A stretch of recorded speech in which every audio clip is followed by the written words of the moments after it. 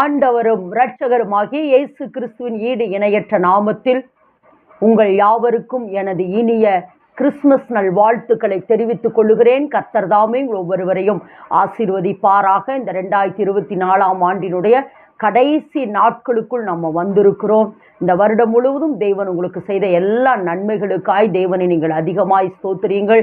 ஏனெனில் வரப்போகிற 2025 நமக்கு ஒரு மகிமையின் ஆண்டாக இருக்க போகிறது.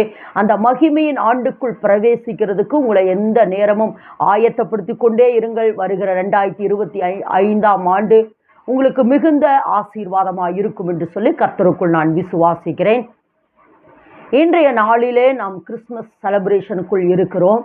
இன்றைய நாளிலே தேவன் நம்மளோடு கூட பேசுகிற வார்த்தை, ஏன் நாம் கிறிஸ்துமஸ் செலிப்ரேட் பண்றோம், நமக்கு ஏன் கிறிஸ்துமஸ் அல்லது இயேசு பிறப்பு எதற்கு, வருடம் நாம் கிறிஸ்துமஸ் செலிப்ரேட் பண்றோம். வருடம் இந்த டிசம்பர் 25 அதாவது 25 உலகம் முழுவதும் செலிப்ரேட் பண்ணுகிற ஒரு நாளாக இருக்கிறது. அப்ப இந்த 25ஆம் தேதி இயேசு கிறிஸ்து பிறந்த நாளை நம்ம கொண்டாடி கொண்டே இருக்கிறோம். ஆனால் அதனுடைய அர்த்தம் என்ன? அதாவது கொண்டாட்டம் மாத்திரம்தான் நம்ம வாழ்க்கையில இருக்கிறது. அந்த கொண்டாட்டத்தினால் வருகிறதான நன்மை என்ன, அது என் வாழ்க்கையில எப்படி நாம் அப்பியாசப்படுத்த வேண்டும் அல்லது அந்த நன்மையை நம்ம வாழ்க்கையில எப்படி அனுபவிக்க வேண்டும் என்பதை குறித்து தான் இன்றைக்கு தேவன் நம்மளோடு கூட பேசுகிறார். திரும்பவும் சொல்லுகிறேன், நான் வருஷம் கிறிஸ்துமஸை நம்ம செலிப்ரேட் பண்றோம். பட் அந்த கிறிஸ்துமஸ்லேருந்து அல்லது இயேசு பிறப்பிலிருந்து என் வாழ்க்கையில என்ன மாற்றம், இயேசு எதற்காக இந்த பூமிக்கு வந்தார், இயேசு கிறிஸ்து ஏன் இந்த பூமியிலே பிறந்தார், அதனால் என்னுடைய வாழ்க்கையில என்ன மாற்றங்கள். உலக மனிதர்கள் ஒரு சில ஃபெஸ்டிவலை கொண்டாடுறாங்க, கிறிஸ்துவர்களாகிய நம்ம கிறிஸ்துமஸை செலிப்ரேட் பண்றோம். பட் அதனால என் வாழ்க்கையில என்ன மாற்றம் அப்படிங்கிறதை குறித்து தான் இன்றைக்கு தேவன் நம்மளோடு கூட பேசுகிறார். என் அன்பு சகோதரனே சகோதரியே, திரும்பவும் சொல்கிறேன், இயேசு உங்களுக்காகத்தான் பிறந்திருக்கிறார். மகனே மகளே, உனக்காகத்தான் இயேசு கிறிஸ்து இந்த பூமியிலே பிறந்திருக்கிறார். ஏன் பிறந்திருக்கிறார் என்பதை குறித்து தான் இன்றைக்கு தேவன் நம்மளோடு கூட பேசுகிறார். வேதத்திலிருந்து ஒரு வேத வசனத்தை வாசிப்போம். அப்போஸ்தலர் புஸ்தகம் 2ஆம் அதிகாரம், அப்போஸ்தலரின் புஸ்தகம் 3ஆம் அதிகாரம் 25, 26 வாசிப்போம் என்று சொன்னால், நீங்கள் அந்த தீர்க்கதரிசிகளுக்கு புத்திரராயிருக்கிறீர்கள், உன் சந்ததியினாலே பூமியில் உள்ள வம்சங்கள் எல்லாம் ஆசீர்வதிக்கப்படும் என்று தேவன் ஆபிரகாமுக்கு சொல்லி நம்முடைய முன்னோர்களோட பண்ணின உடன்படிக்கைக்கு புத்திரராயிருக்கிறீர்கள். அவர் உங்கள் எல்லாரையும் உங்கள் பொல்லாங்கிலிருந்து விலக்கி உங்களை ஆசீர்வதிக்கும்படிக்கு தேவன் தம்முடைய பிள்ளையாகிய இயேசுவை எழுப்பி முதலாவது உங்களிடத்திற்கே அனுப்பினார். இந்த இடத்துல வாசிக்கிறோம், முதலாவது அவரை உங்களிடத்திற்கே அனுப்பினார். இது பிதா இயேசு கிறிஸ்துவை நமக்காக அனுப்பின இந்த கிறிஸ்துமஸ் நாளை குறித்து தான் சொல்லப்பட்டு வருகிறது.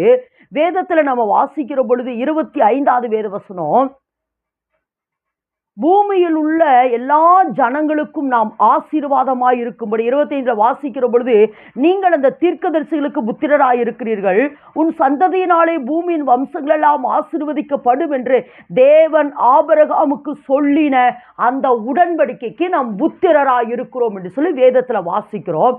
அடுத்த வேதவசனம் சொல்லுகிறது, நம்மை ஆசீர்வதிக்கும்படியோ இந்த பொல்லாங்குகளிலிருந்து நம்மளை விடுதலையாக்கும்படியாகத்தான் பிதா இயேசு கிறிஸ்துவை இந்த பூமிக்கு அனுப்பினார். என் அன்பு சகோதரனே சகோதரியே, இயேசு கிறிஸ்து ஏன் இந்த பூமிக்கு வந்தார் என்று சொன்னால், பொல்லாங்குகளிலிருந்து நம்மளை விடுதலையாக்கி நம்மளை ஆசீர்வதிக்கும்படி.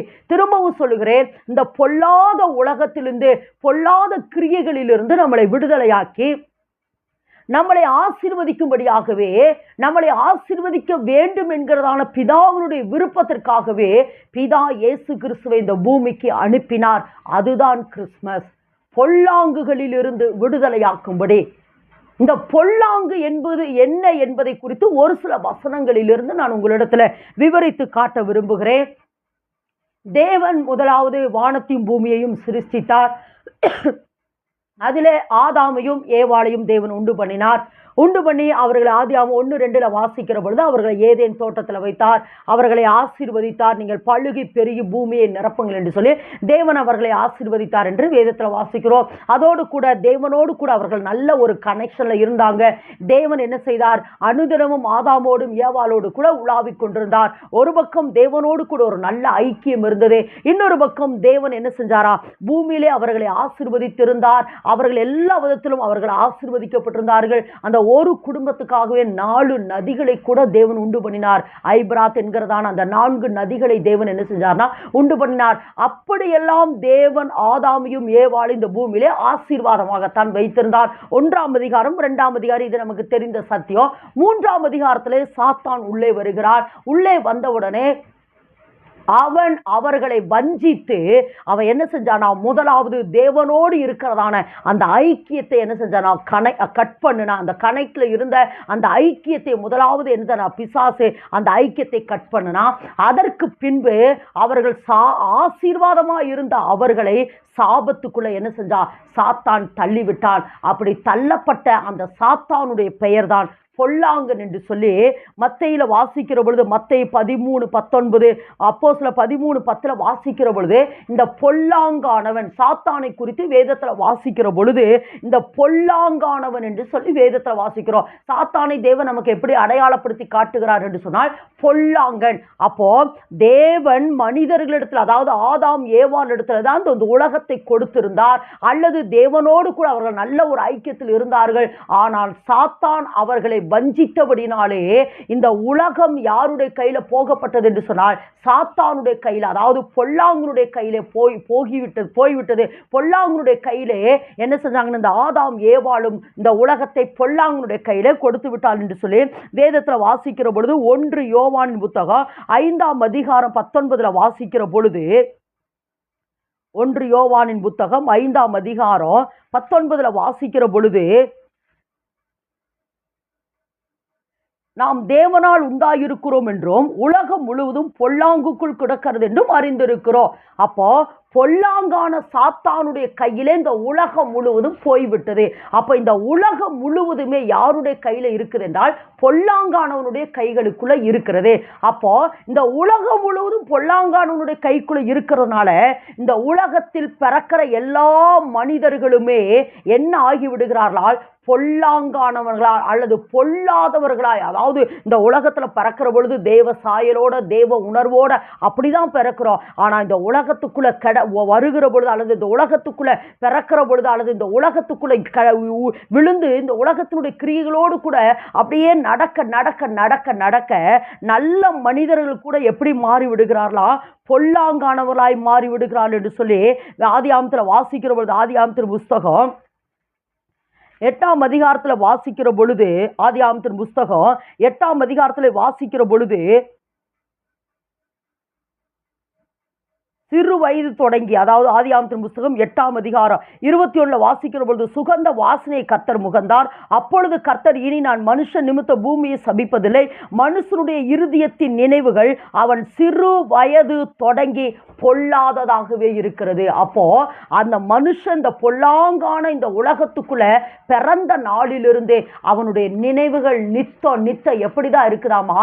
சிறு வயது தொடங்கி அவனுடைய நினைவுகள் எப்படி இருக்கிறது என்றால் பொல்லாங்கானவைகளாகவே இருக்கிறது. ஆதியாகமத்தின் புஸ்தகம் 6ஆம் அதிகாரத்தில் வாசிக்கிற பொழுது, ஆதியாகம புஸ்தகம் 6ஆம் அதிகாரத்தில் 5வது வேதவசனத்தை வாசிக்கிற பொழுது, மனுஷனுடைய அக்கிரமம் பூமியிலே பெருகினது என்று அவன் இருதயத்தின் நினைவு தோற்றமெல்லாம் நித்தமும் பொல்லாததே. திரும்பவும் சொல்லுகிற, அந்த உலகம் பொல்லாங்கானவனுடைய கரத்திலே இந்த உலகம் போனபடினாலே இந்த உலகம் பொல்லாங்கானதாய் மாறுகிறது. இந்த உலகத்திலே பிறக்கிற எல்லா மனிதர்களும் சிறு வயது தொடங்கி அவங்களுடைய நினைவுகள் எப்படி இருக்கிறதாமா? பொல்லாங்கானவைகளாகவே இருக்கிறது. அடுத்து அவனுடைய வழிகள் எல்லாம் பார்க்கிற 1 ராஜாக்களின் புஸ்தகம் 13ஆம் அதிகாரம் 33வது வேத வசனத்தில் வாசிக்கிற பொழுது, 13ஆம் அதிகாரம் 33வது வேத வசனத்தை வாசிக்கிற பொழுது, இந்த நடக்கும்படி பெரேயாமின் தன் பொல்லாத வழியை விட்டு திரும்பாமல், அப்படின்னா அடுத்து அப்படியே வேதத்துல நிறைய வசனங்களை நம்ம வாசிக்க முடியும். நம்மளுடைய வழிகள் எல்லாம் எப்படி இருக்கிறதாமா? 1 ராஜாக்களின் புஸ்தகம் 13ஆம் அதிகாரம் 33 வாசிக்கிற பொழுது நம்மளுடைய வழிகள் எல்லாம் எப்படி இருக்கிறதாமா? பொல்லாங்கானவைகளாகவே இருக்கிறதாமா. நம்ம வழிகள் பொல்லாங்கானவைகளாகவே இருக்கிறபடினாலே 1 சாமுவேலின் புஸ்தகம் 2ஆம் அதிகாரம் 22 வாசிக்கிற பொழுது 1 சாமுவேலின் புஸ்தகம் 2ஆம் அதிகாரம் 23வது வேத வசனத்தை வாசிக்கிற பொழுது அவர்களை நோக்கி, நீங்கள் இப்படிப்பட்ட காரியங்களை செய்கிறது என்ன? இந்த ஜனங்கள் எல்லாரும் உங்கள் பொல்லாத நடக்கைகளை சொல்ல கேட்கிறேனே. பொல்லாத நடக்க, திரும்பவும் சொல்கிற, இந்த உலகம் பொல்லாங்குக்குள்ள இருக்கிறது. இந்த உலகத்துக்குள்ள பிறக்கிற எல்லா மனிதர்களும் சிறு வயது தொடங்கி பொல்லாதானவைகளாய் மாறி விடுறாங்க. அவனுடைய நினைவுகள் பொல்லாதது, வழிகள் பொல்லாதது, நடக்கைகள் பொல்லாதது. அடுத்து வேதத்துல வாசிக்கிற பொழுது சங்கீதத்தின் புஸ்தகம் 140வது சங்கீதம் 11வது வேத வசனத்தை வாசிக்கிற பொழுது சங்கீதத்தின் புஸ்தகம் 140வது சங்கீதம் 11வது வேத வசனத்தை வாசிக்கிற பொழுது, பொல்லாத நாவுள்ளவன் பூமியிலே நிலைப்பதில்லை. பொல்லாத நாவு, அப்ப பொல்லாத உலகம், அவனுடைய நினைவுகள் நித்தம் எப்படி இருக்கு? பொல்லாதா இருக்குது. வழிகள் பொல்லாதா இருக்கிறது, நடக்கைகள் பொல்லாதா இருக்கிறது, நாவு பொல்லாதா இருக்கிறது, இருதயம் பொல்லாததா இருக்கிறது. அவன் என்னவா? பொல்லாத மனுஷனாவே அவன் மாறி விடுகிறானா? அவனுடைய பொல்லாத நடப்பிக்கிற பொல்லாத உலகம் இப்படி பொல்லாதது. அப்ப இந்த பொல்லாத உலகத்துல அவன் பிறக்கிறபடினாலே அவனுடைய நினைவுகள், அவனுடைய நடக்க, அவனுடைய பேச்சு, அவனுடைய உள்ளம், அவனுடைய எல்லா காரியமே எப்படி ஆய்விடுகிறதாமா? பொல்லாங்கானவைகளாகவே மாறிவிடுகிறது. பொல்லாங்கானவைகளை நடப்பித்தா வேதத்துல வாசிக்கிறோம். ரோமரின் புத்தகம் அப்போஸ்தலனாகிய பவுல் ரோமருக்கு எழுதுற பொழுது, ரோமரின் புத்தகம் 2ஆம் அதிகாரம் 9வது வேத வசனத்துல வாசிக்கிற பொழுது, முன்பு யூதரிலும் பின்பு கிரேக்கரிலும் பொல்லாங்கு செய்கிற எந்த மனுஷனுடைய ஆத்துமாவும் உபத்திரமும் வியாகுலமும் உண்டாகும். பொல்லாங்கு செய்கிற மனுஷனுக்கு உபத்திரமும் வியாகுலமும் உண்டாகும். என் அன்பு சகோதரனே, சகோதரியே, ஏன் இந்த உலகத்துல நம்ம இன்னும் உபத்திரவத்துக்குள்ள இருக்கிறோம்? இன்னும் போராட்டத்துக்குள்ள இருக்கிறோம்? இன்னும் ஏன் கவலைக்குள்ள இருக்கிறோம்? இன்னும் உபத்திரவ, பிரச்சனை, போராட்டம், நிந்த, அவமானம். இந்த பிரச்சனை முடிஞ்சா இந்த பிரச்சனை, இந்த பிரச்சனை முடிஞ்சா இந்த பிரச்சனை, இந்த போராட்டம் முடிஞ்சா இந்த போராட்டம், இந்த போராட்டம் முடிஞ்சா இந்த போராட்டம், இந்த வியாதி முடிஞ்சா இந்த வியாதி, இந்த வியாதிக்கு ஒரு மாத்திரை போட்ட இந்த வியாதி, இந்த பிரச்சனை, போராட்டம், உபத்திரவ, நிந்த, அவமானம். ஏன்னா இந்த உலகம் பொல்லாங்குக்குள் கிடக்கிறது. திரும்பவும் சொல்லுகிறேன், ஆதாமையும் ஏவாளையும் தேவன் ஆசீர்வதித்து ஒரு நல்ல ஒரு ஆசீர்வாதத்தினுடைய எல்லைக்குள்ள தேவன் வைத்திருந்தார். ஆனால் ஆதாமும் ஏவாளும் எப்பொழுது சாத்தானுடைய வார்த்தைக்கு தேவனால் விளக்கப்பட்ட அந்த கனியை புசித்தார்களோ, ஏனெனில் ரோமர்ல வாசிக்கிற பொழுது, எதற்கு நாம் கீழ்ப்படுகிறோமோ அதற்கு நாம் அடிமைகளாகி விடுகிறோமாமா. அதாவது தேவனுக்கு நாம் கீழ்ப்படிந்திருக்கிற பொழுது தேவனுக்கு அடிமைகளாக இருக்கிறோம். ஆனா எப்போ சாத்தானுடைய வார்த்தைக்கு இந்த ஆதாமும் ஏவாளும் கீழ்ப்படிந்தார்களோ அப்பொழுது சாத்தானுக்கு அவர்கள் அடிமைகளாய் மாறிட்டாங்க. அப்ப தேவன் அவர்களை நம்பி கொடுத்த இந்த உலகத்தை இந்த ஆதாமும் ஏவாளும் சாத்தான் கையில கொடுத்துட்டாங்க. அப்படின்னு சொல்றதை விட பொல்லாங்கானவனுடைய கையில கொடுத்துட்டாங்க. அப்போ இந்த உலகம் பொல்லாங்குக்குள்ள கிடக்கிறனால இந்த உலகத்தில் பிறக்கிற எல்லா மனிதர்களும் தேவன் அவர்களை தேவசாயலாகத்தான் உண்டாக்கினார் என்று வேதத்துல வாசிக்கிறோம். ஆனா அந்த உலகத்தில் அவர்கள் விழுந்தபடியினாலே அல்லது பிறந்தபடியினாலே அவனுடைய நினைவுகள் பொல்லாதது, அவனுடைய நாவு பொல்லாதது, அவனுடைய இருதயத்தின் நினைவுகள் பொல்லாதது, இருதயம் பொல்லாதது, உள்ளம் பொல்லாதது, அவன் நடக்கை பொல்லாதது, அவனுடைய பேச்சு பொல்லாதது, நாவு பொல்லாத மனுஷனாகவே அவன் என்ன செய்யறானா? மாறி விடுகிறானா? ஆனா மனிதர்களுக்கு மேல் அல்லது உங்களுக்கு மேல் அல்லது எனக்கு மேல் ஒரு தீர்க்க தரிசனம் இருக்கிறது. என்ன தீர்க்க தரிசனம் தெரியுமா? ஆபிரகாமுக்கு உண்டான அத்தனை ஆசீர்வாதத்தையும் தேவன் நம்ம பேர்ல வைக்க போகிறார். ஆபிரகாமுக்கு உண்டான ஆசீர்வாதம் என்ன? ஆதியாகமம் 12ஆம் அதிகாரத்துல வாசிக்கிற பொழுது 7 வித ஆசீர்வாதம் இருக்கிறது. 7 விதமான ஆசீர்வாதங்கள் இருக்கிறது. ஆதியாகமத்தின் புஸ்தகம் 12ஆம் அதிகாரத்தில் நம்ம வாசிக்கிற பொழுது கர்த்தர் ஆபிரகாமை நோக்கி, நீ உன் தேசத்தையும் உன் இனத்தையும் உன் தகப்பனுடைய வீட்டையும் விட்டு புறப்பட்டு நான் உனக்கு காண்பிக்கும் தேசத்துக்கு போ. நான் உன்னை பெரிய ஜாதியாக்கி உன்னை ஆசீர்வதித்து உன் பேரை பெருமைப்படுத்துவேன். நீ ஆசீர்வாதமாய் இருப்பாய். உன்னை ஆசீர்வதிக்கிறவளை நான் ஆசீர்வதிப்பேன், உன்னை சபிக்கிறவளை சபிப்பேன். பூமியில் உள்ள வம்சங்கள் எல்லாம் உனக்குள் ஆசீர்வதிக்கப்படும். இது தேவன் ஆபிரகாமுக்கு கொடுக்கிற வாக்குத்தத்தம். பூமியில் உள்ள வம்சங்களை, அன்பு சகோதரனே சகோதரியே, ஒரு கிறிஸ்தவன் அல்லது கிறிஸ்துவுக்குள் நாம் வருகிற பொழுது தேவன் கொடுக்கிற மிக பெரிய அல்லது விலையேற பெற்ற ஒரு பெரிய ஆசீர்வாதம் என்னவென்றால், பூமியின் வம்சங்கள் எல்லாம் எனக்குள் ஆசீர்வதிக்கப்படும். பூமியின் வம்சங்கள் எல்லாம் உங்களுக்குள் ஆசீர்வதிக்கப்படும். இந்த வாக்குத்தத்தத்தை கர்த்தர் ஆபிரகாமிட்ட கொடுக்கிறாரு.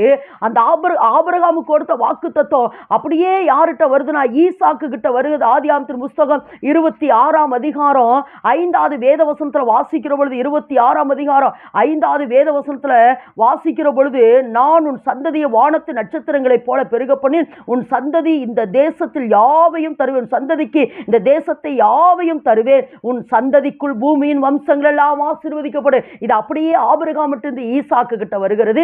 ஈசாக்கு கிட்ட இருந்து அப்படியே யாருகிட்ட வருது என்றால், ஆதியாகமத்தின் புஸ்தகம் 28ஆம் அதிகாரம் 14 வாசிக்கிற பொழுது, உன் சந்ததி பூமியில் உள்ள தூளை போல் இருக்கும். நீ மேற்கையும் கிழக்கையும் வடக்கையும் தெற்கையும் பரவுவாய். உனக்குள்ளும் உன் சந்ததிக்குள்ளும் பூமியின் வம்சங்கள் எல்லாம் ஆசீர்வதிக்கப்படும். இது அப்படியே யாக்கோபு கிட்ட வருது. அந்த வாக்குத்தத்தம் யாருகிட்ட நிறைவேறுகிறது என்றால், யோசேப்பினுடைய வாழ்க்கையில் அந்த வாக்குத்தத்தம் நிறைவேறுகிறது. வேதத்தில் வாசிப்போம் என்றால், ஆதியாகமத்தின் புஸ்தகம் 47வது அதிகாரத்தில் வாசிக்கிற பொழுது, சகல ஜனங்களும் அவனிடத்தில் வந்து என்ன செஞ்சாங்களாமா, ஆகாரம் கொண்டார்கள். சகல ஜனங்களும் ஆமா யோசேப்பின் இடத்துல வந்து ஆகாரம் கொள்ளுகிறாள் என்று சொல்லி நம்ம வேதத்தில் வாசிக்கிறோம். ஆதியாகமத்தின் புஸ்தகம் 41ஆம் அதிகாரம் 57 வாசிக்கிற பொழுது, சகல தேசங்களிலும் பஞ்சம் கொடிதாய் இருந்தபடினால சகல தேசத்தாரும் யோசேப்பின் இடத்தில் தானியம் கொள்ளும்படி வந்தார்கள். தானியம் வாங்கும்படி வந்தார்கள். அப்படின்னு என்ன அர்த்தம்னா, ஆபிரகாமிட்ட கொடுத்த வாக்குத்தத்தம் ஈசாக்கிட்ட பாஸ் ஆகுது. ஈசாக்கிட்ட கொடுத்த வாக்குத்தத்தம் யாக்கோபிட்ட பாஸ் ஆகுது. யாக்கோபு கிட்ட கொடுத்த வாக்குத்தத்தம் யார்கிட்ட, யோசேப்பின் மூலம் நிறைவேறுகிறது. அப்போ யோசேப்பின் மூலம் நிறைவேறுகிறது போலதான் தேவன் நம்ம மூலமா இந்த வாக்குத்தத்தம் இந்த பூமியிலே நிறைவேற விரும்புகிறார். அதனால் தான் வாசிக்கிறோம்.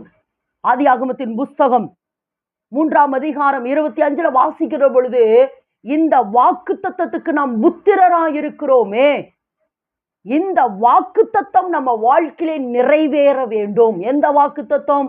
பூமியில் உள்ள வம்சங்கள் எல்லாம் உனக்குள் ஆசீர்வதிக்கப்படும். ஆபிரகாமுக்கு உண்டான அந்த வாக்குத்தத்தம் நமக்குள்ள அந்த வாக்குத்தத்தம் நிறைவேற வேண்டும். அப்போ பொல்லாங்குக்குள்ள கிடக்கிறோம். நம்ம நினைவு, எண்ணம், நடக்க, நாவு, இது எல்லாமே பொல்லாததா இருக்கிறது.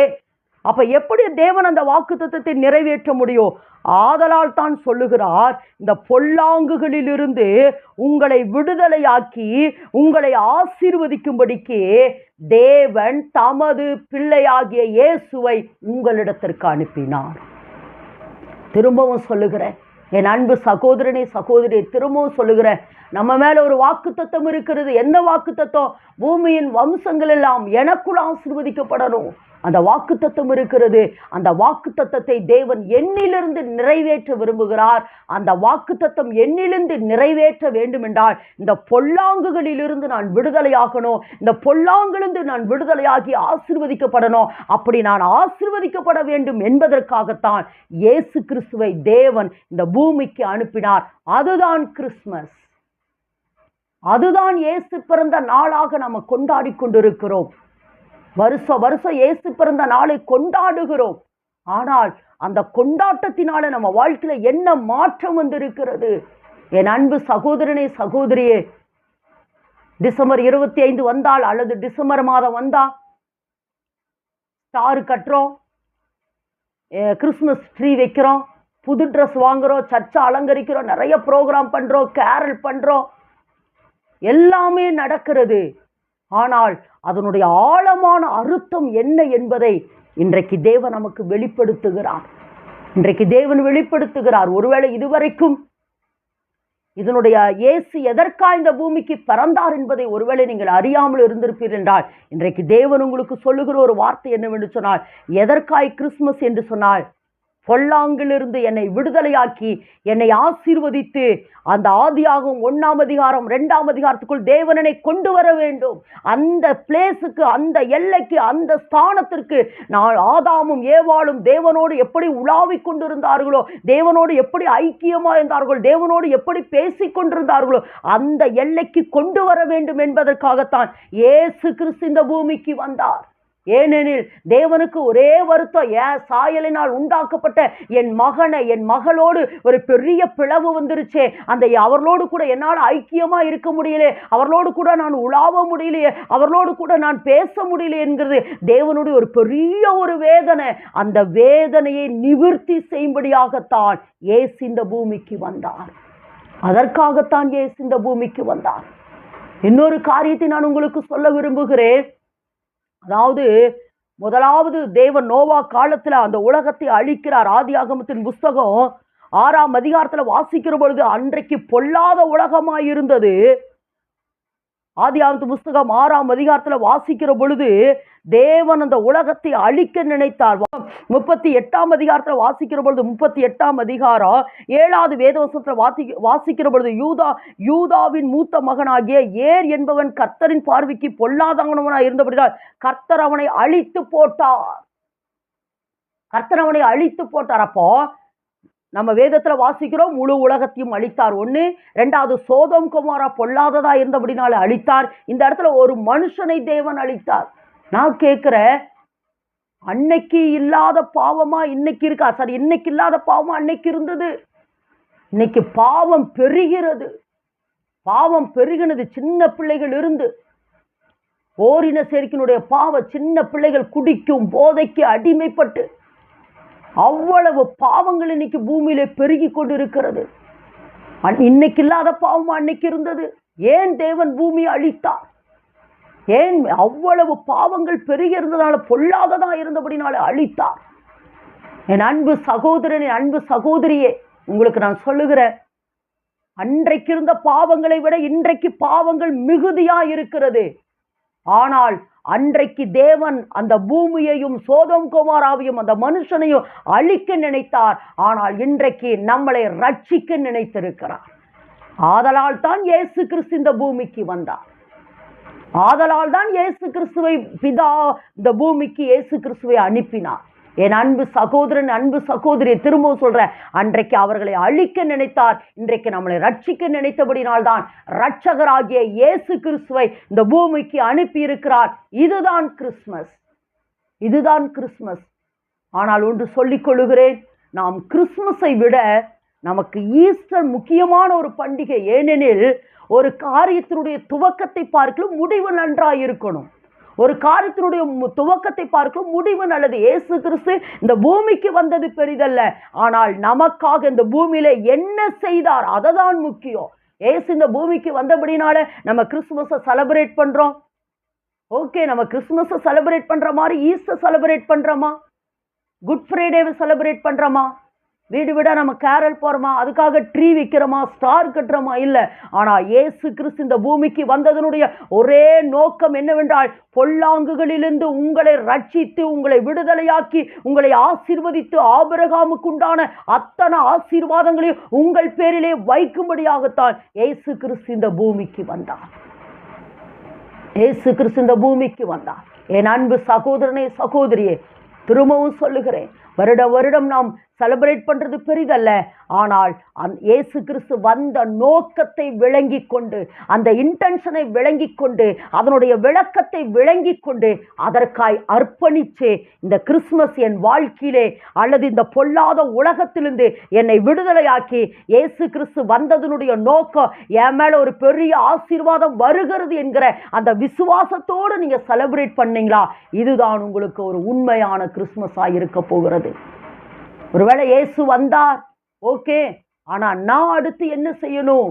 நான் அடுத்து என்ன செய்யணும்னா, வேதத்துல வாசிக்கிற பொழுது 1 யோவானின் புத்தகம் 2ஆம் அதிகாரம் 13வது வேதவசனத்தை வாசிக்கிற பொழுது, 1 யோவானின் புத்தகம் 2ஆம் அதிகாரம் 13ஐ வாசிக்கிற பொழுது, நாம் இந்த உலகத்தில் என்ன செய்ய வேண்டும் என்று சொன்னால், 1 யோவானின் புத்தகம் 2ஆம் அதிகாரம் 13வது வேதவசனத்தை வாசிக்கிற பொழுது, பிதாக்களே, ஆதி முதலாய் இருக்கிற நீங்கள் அறிந்திருக்கிறதானால் உங்களுக்கு எழுதுகிறேன், வாலிபரே பொல்லாங்கானனை நீங்கள் ஜெயித்ததினால் உங்களுக்கு எழுதுகிறேன். இந்த இடத்துல சொல்றார், வாலிபரே பொல்லாங்கானவனை நீங்கள் ஜெயித்ததினால் உங்களுக்கு நான் எழுதுகிறேன்.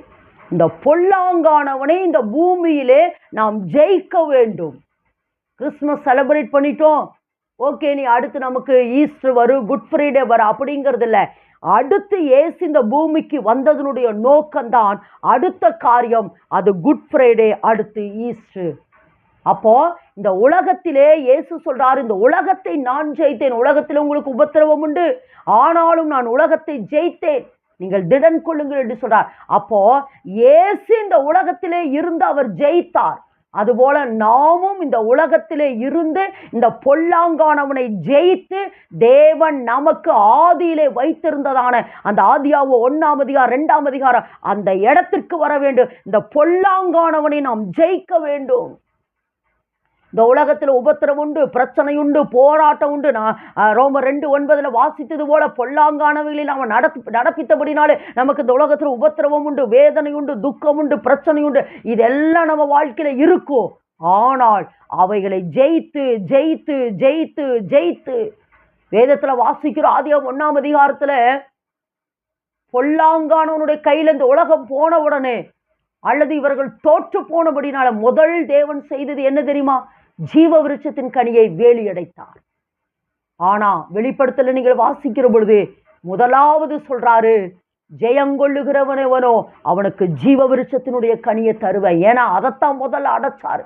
ஏன்னா அந்த ஜீவ விருட்சத்தினுடைய கனி நமக்குள்ள வந்தாத்தான் அப்படின்னு சொல்றதை விட யோவான் 10:10 வாசிக்கிற, திருடன் திருடவும் கொல்லவும் அழிக்கவும் வருகிறானே என்று வேறொன்றுக்கு வரா, நானும் அவைகளுக்கு ஜீவன் உண்டா இருக்கு, அது பரிபூர்ணப்படவும். இயேசு எதற்கு இந்த பூமிக்கு வந்தார்? நான் இழந்து போன அந்த ஜீவனை மறுபடியும் எனக்குள் கொடுக்கும்படியா. ஏனெனில் அந்த ஜீவன் எனக்குள் வந்தால்தான் இந்த பூமியிலே நான் ஆசீர்வாதமாய் இருக்க முடியும். ஜீவன் எனக்குள் வந்தால்தான் பூமியிலே சகலத்தையும் நான் கீழ்ப்படுத்த முடியும். இந்த ஜீவன் எனக்குள் வந்தால்தான் சகலத்தையும் நான் ஆளுகை செய்ய முடியும். ஆதலால் தான் இயேசு கிறிஸ்து இந்த பூமிக்கு வந்தார். ஆதலால் தான் சொல்லுகிறார், ஜெயங்கொள்ளுகிறவனவனோ அவனுக்கு ஜீவ விருட்சத்தினுடைய கனியை தருவேன். அடுத்து சொல்றார், ஜெயங்கொள்ளுகிறவனவனோ அவன் 2ஆம் மரணத்தில் சேதமடைவதில்லை, ஜெயங்கொள்ளுகிறவனவனோ அவனுக்கு மறைவான மன்னா, ஜெயங்கொள்ளுகிறவனவனோ அவனுக்கு ஜாதிகளுக்கு மேல அதிகாரம், ஜெயங்கொள்ளுகிறவனவனோ அவன் என்னோடு கூட சிங்காசனத்தில் அமர்ந்திருப்பான், ஜெயங்கொள்ளுகிறவனவனோ அவனுக்கு வெண்வஸ்திரம் கொடுக்கப்படும். கடைசியில சொல்றான், ஜெயங்கொள்ளுகிறவனவனோ அவன் எல்லாவற்றையும் சுதந்திரிப்பான். இதுதான் தேவனுடைய பெரிய திட்டம். எல்லாவற்றையும் நம்ம சுதந்திரிச்சு தேவன் கையில மறுபடியும் இந்த உலகத்தை கொடுக்க வேண்டும். என் அன்பு சகோதரனே சகோதரியே, ஏனெனில் நாம் தான் இந்த உலகத்தை சாத்தான் கையில கொடுத்தோம். ஆதாம் ஏவாளு தேவன் ஆதாம் ஏவாள் கையில இந்த உலகத்தை கொடுத்தாங்க. இந்த ஆதாம் ஏவாளு ஈஸியா தூக்கி சாத்தான் கையில கொடுத்துட்டாங்க. ஆனால் இந்த உலகத்தை நம்ம ஜெயித்து ஜெயித்து ஜெயித்து சகலவற்றையும் நம்ம என்ன செய்யணுமா? மீட்டெடுக்க வேண்டும். முதல்ல நம்மை மீட்டெடுக்கணும், பிசாசின் கையிலிருந்து நம்ம குடும்பத்தை மீட்டெடுக்கணும், அடுத்து இந்த தேசத்தை மீட்டெடுக்கணும். அப்படி மீட்டெடுத்து மீட்டெடுத்து மீட்டெடுத்து தேவனுடைய கையில மறுபடியும் நம்ம கொடுக்கணும். அதுதான் புதிய வானமும் புதிய பூமியும். என் அன்பு சகோதரனே சகோதரியே, ஆதி ஆகமத்திலிருந்து வெளிப்படுத்தின வரைக்கும் உங்களுக்கு இருக்கிற அந்த விளக்கத்தை ஷார்ட்டா சொல்றேன். இதுக்குத்தான் இயேசு கிறிஸ்து இந்த பூமிக்கு வந்தார். இதுக்குத்தான் கிறிஸ்துமஸ். ஆதலால் வருஷம் கிறிஸ்துமஸ் செலிப்ரேட் பண்றதுனால எல்லாம் முடிந்து விட்டது, இனி அடுத்த வருஷம் கிறிஸ்துமஸ் எப்போ வரும் அப்படி இல்லை. இந்த கிறிஸ்துமஸ்ல இருந்து அடுத்து எப்படி ஈஸ்டர் வரைக்கும் இடையில நடக்கிற எல்லாவற்றையும் நம்ம ஜெயிக்க வேண்டும். ஜெயங்கொள்ளுகிறவனவனோ எல்லாவற்றையும் சுதந்தரிப்பார், எல்லாவற்றையும் சுதந்தரிப்பார். என் அன்பு சகோதரனே சகோதரியே, ஒருவேளை அர்த்தமில்லாத ஒரு கிறிஸ்துமஸை நீங்கள் செலிப்ரேட் பண்ணுவீர்கள் என்றால், கொண்டாடுவீர்கள் என்றால், இன்றைக்கு தேவன் சொல்றாரு, இயேசு கிறிஸ்து உங்களுக்காக செய்த கிரயத்தை நினைத்து பாருங்கள். திரும்பவும் சொல்றேன், கிறிஸ்துமஸை விட இயேசு நமக்காய் என்ன செய்திருக்கிறார், என்னை மீட்டெடுக்கிறதுக்காய் அவர் இந்த பூமியில என்ன செய்திருக்கிறார், அது நினைத்து நீங்கள் செலிப்ரேட் பண்ணுங்க. அதை நினைத்து நீங்கள் கொண்டாடுவீர்கள் என்றால் இந்த கிறிஸ்துமஸ் உங்களுக்கு உண்மையாலுமே ஒரு அர்த்தமுள்ள கிறிஸ்துமஸாக இருக்கும். ஆதலால் என் அன்பு சகோதரனே சகோதரியே, வருட வருடம் செலிப்ரேட் பண்றது போல இந்த வருடமும் செலிப்ரேட் பண்ணாம இது ஒரு அர்த்தமுள்ள கிறிஸ்துமஸாக உங்களுக்கு இருக்க வேண்டும் என்பதற்காகத்தான் தேவன் உங்களோடு கூட பேசியிருக்கிறார், பேசிக் கொண்டிருக்கிறார். ஆதலால் இந்த கிறிஸ்துமஸை இயேசு எனக்காக எதற்காக இந்த பூமிக்கு வந்தார், ஒன்று. ரெண்டாவது, எனக்காக என்ன செய்திருக்கிறார், அவர் செய்ததினாலே என் வாழ்க்கையில என்ன ஆசீர்வாதம். திரும்பவும் சொல்கிறேன், இயேசு பொல்லாங்கிலிருந்து உங்களை விடுதலையாக்கி உங்களை ஆசீர்வதிக்கும்படியாகத்தான் இயேசு கிறிஸ்து இந்த பூமிக்கு வந்தார். அவர் இந்த பூமியை ஜெயித்தபடினாலே நீங்களும் ஜெயம் கொள்ளுவீர்கள். நிச்சயமாலுமே இந்த உலகத்தில் ஒரு ஜெயமுள்ள வாழ்க்கை வாழுவீர்கள். பொல்லாங்கானவனை ஜெயித்து கர்த்தருடைய ஆசீர்வாதத்தை பெற்று பூமியில் உள்ள வம்சங்களுக்கெல்லாம் நீங்கள் ஆசீர்வாதமாய் மாறுவதே இந்த கிறிஸ்துமஸினுடைய உண்மையான அர்த்தமாய் இருக்கிறது. அதனால் அந்த ஒரு விசுவாசத்தோட, அந்த ஒரு எண்ணத்தோட நீங்கள் யாவரும் இந்த கிறிஸ்துமஸை செலிப்ரேட் பண்ணுங்கள், கொண்டாடுங்கள். நிச்சயமாலுமே இந்த கிறிஸ்துமஸில் இருந்து உங்களுடைய வாழ்க்கை ஆசீர்வதிக்கப்படும். கர்த்தர் தாமே உங்கள் ஒவ்வொருவரையும் ஆசீர்வதிப்பாராக. உங்கள் யாவருக்குமாய் இப்பொழுது நான் ஜெபிக்கிறேன். எங்களை நேசிக்கிற பரலோக தகப்பனே, ஆசீர்வதிக்கப்பட்ட அருமையான இந்த கிறிஸ்துமஸ் நாளுக்காய் நன்றியோடு கூட துதிக்கிறேன். ஆண்டவரே, நாங்கள் வருட வருடம் கிறிஸ்துமஸ் செலிப்ரேட் பண்றனால எங்க வாழ்க்கையில மாற்றமே இல்லையே என்று சொல்லி, ஆண்டவரே, யாரெல்லாம் கண்ணீரோட வேதனையோட இந்த கிறிஸ்துமஸை நான் எப்படி செலிப்ரேட் பண்ணுவேன், எனக்கு ஒரு புது துணி கூட இல்லையே, ஒரு புது ட்ரெஸ் கூட என்னால் வாங்க முடியல, ஒரு கேக்கு கூட வாங்க முடியல என்று எத்தனையோ பேர் ஆண்டவரே தரித்திரத்துக்குள்ள இருக்கிறாங்க. எல்லா ஆண்டவரே, இந்த தரித்திரத்திலிருந்து நீங்கள் விடுதலையாக்கும்படியாகத்தான், இந்த தரித்திரத்திலிருந்து விடுதலையாக்கி நீர் அவர்களை ஆசீர்வதிக்கும்படியாகத்தான் இந்த பூமிக்கு நீர் வந்தீர் என்பதை ஒவ்வொருவருக்கும் நீர் உணர்த்துவீராக. ஆண்டவரே, உங்கள் எல்லாரையும் பொல்லாங்கிலிருந்து விடுதலையாக்கி உங்களை ஆசீர்வதிக்கும்படியாகத்தான் இயேசு இந்த பூமிக்கு வந்தார் என்பதை ஒவ்வொருவருக்கும் நீர் உணர்த்துவீராக. ஆண்டவரே, இந்த கிறிஸ்துமஸ் ஆண்டவரே ஒரு அர்த்தமில்லாத கிறிஸ்துமஸாய் மாறாதபடி இந்த கிறிஸ்துமஸுக்காய் இயேசு எனக்காக கிரயம் செய்யும்படியாகத்தான் இந்த பூமிக்கு வந்திருக்கிறார். பிசாசின் கையிலிருந்து என்னை விடுதலையாக்கும்படியாகத்தான் இயேசு இந்த பூமிக்கு வந்திருக்கிறார் என்று ஒவ்வொருவரும் விசுவாசித்து இந்த ஆண்டவரே அந்த விசுவாசத்தோடு இந்த கிறிஸ்துமஸை செலிப்ரேட் பண்ண கர்த்தராகிய தேவனீர் உதவி செய்ய நாங்கள் ஜெபிக்கிறோம். ஆதலால் தான் எல்லா ஜனத்திற்கும் மிகுந்த சந்தோஷத்தை உண்டாக்குற நற்செய்தி என்று நாங்கள் வேதத்தில் வாசிக்கிறோம். ஆண்டவரே, ஆதலால் இந்த கிறிஸ்துமஸ் ஒரு அர்த்தமுள்ள கிறிஸ்துமஸாய், உண்மையான கிறிஸ்துமஸாய் எங்களுக்கு இருக்கணும்னு சொல்லி நாங்கள் ஜெபிக்கிறோம். யாரெல்லாம் இந்த நிகழ்ச்சியை பார்க்கிறார்களோ அவர் எல்லாரும் இந்த பொல்லாங்கிலிருந்து விடுதலையாக்குவீராக. இயேசு கிறிஸ்து இந்த ஆண்டவரே இந்த பூமிக்கு வந்த நோக்கமே பொல்லாங்கிலிருந்து விடுதலையாகணும் அப்படிங்கிறதுக்காக தாங்கிற அந்த விசுவாசத்தோடு இவர்கள் ஆண்டவரே அப்பா, இதை பார்த்து கொண்டு இருக்கிற ஒவ்வொருவருக்கும் அந்த விசுவாசத்தை நீர் கட்டி எழுப்புவீராகன்னு சொல்லி ஜெபிக்கிறப்பா. உங்களுடைய பாசமுள்ள கரங்களுக்குள் எல்லாவற்றையும் ஒப்பு கொடுத்து ஜெபிக்கிறோம். பொறுப்போடு வழிநடத்தும் ஆசீர்வதியும் இயேசுவின் நாமத்தில் ஜெபிக்கிறோம் ஜீவனுள்ள நல்ல பிதாவே. ஆமேன், ஆமேன், ஆமேன். கர்த்தர் தாமே உங்கள் ஒவ்வொருவரையும் ஆசீர்வதிப்பாராக. நிச்சயமாலுமே இந்த நிகழ்ச்சியின் மூலமாய் வருகிற ஒவ்வொரு வார்த்தைகளும் உங்களுக்கு ஆசீர்வாதமாய் இருக்கிறதுக்காய் கர்த்தரை நான் அதிகமாய் துதிக்கிறேன். தொடர்ந்து இந்த நிகழ்ச்சியில இணைந்திருங்கள். கர்த்தர் தாமே உங்கள் ஒவ்வொருவரையும் ஆசீர்வதிப்பாராக. God bless you.